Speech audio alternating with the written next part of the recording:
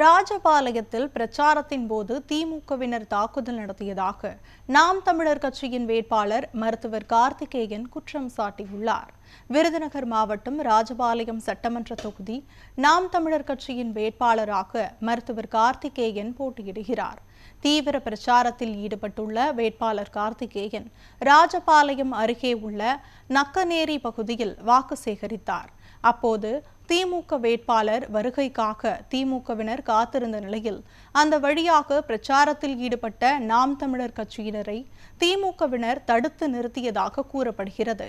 இதனால் இருதரப்புக்கும் இடையே தள்ளுமுள்ளு ஏற்பட்டது.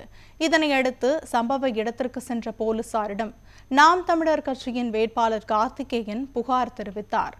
திமுகவினர் அனுமதி வாங்காமல் பிரச்சாரம் செய்துள்ளதாகவும் அனுமதியோடு பிரச்சாரம் செய்யும் தங்கள் கட்சி நிர்வாகிகளை தாக்கியதாகவும் கூறினார்.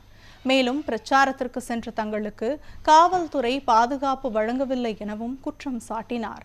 இதுகுறித்து சம்பந்தப்பட்டவர்கள் மீது உரிய நடவடிக்கை எடுக்கப்படும் என போலீசார் தெரிவித்தனர். எம்எல்ஏ